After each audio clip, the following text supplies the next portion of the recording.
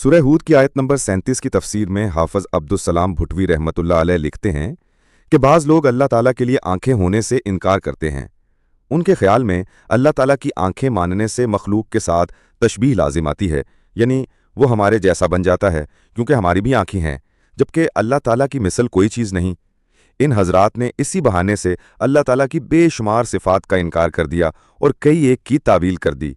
मसलन अल्लाह ताला के चेहरे, हाथ, पिंडली, आँख का, उसके उतरने चढ़ने, सुनने, बोलने, देखने, खुश होने और नाराज़ होने का इनकार कर दिया, या अपने पास से कोई और मतलब बयान कर दिया, या कहा कि हमें मालूम ही नहीं इसका माना क्या है।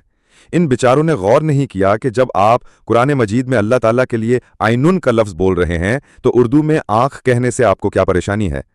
बाज़ हजरात ने इसका तर्जुमा किया, हमारी निगरानी में कश्ती बना। चलिए, ये भी दुरुस्त है, मगर उसके लिए आंखों के इनकार की जरूरत नहीं, बल्कि वो निगरानी भी आंखों के साथ ही थी। बेआयुनिना का तर्जुमा निगरानी करें, फिर भी मुशाबिहत वाला इतराज खत्म नहीं होता, क्योंकि इंसान निगरानी भी करता है, ये भी मुशाबिहत हो गई। इनको चाहिए था कि जो कुछ अल्लाह ताला ने फरमाया उस पर ईमान रखते और इस मुश्किल का हल जो अल्लाह ताला ने खुद फरमाया है उसको तस्लीम करते। चुनांचे अल्लाह ताला ने खुद फरमाया है, लईसा कमिस्लिही शैउन व हुवस समीउल बसीर, उसकी मिसल कोई चीज़ नहीं और वही सब कुछ सुनने वाला और सब कुछ देखने वाला है।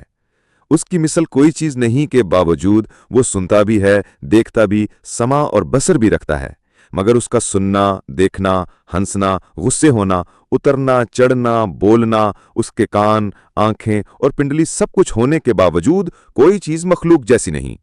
अगर हम इस हद तक चले जाएं कि मखलूक पर बोला जाने वाला कोई लफ्ज़ अल्लाह पर बोला ही जा नहीं सकता, तो फिर हम अपने अल्लाह ताला को ही गुम कर बैठेंगे, क्योंकि हम जिंदा हैं, मौजूद हैं, इल्म रखते हैं।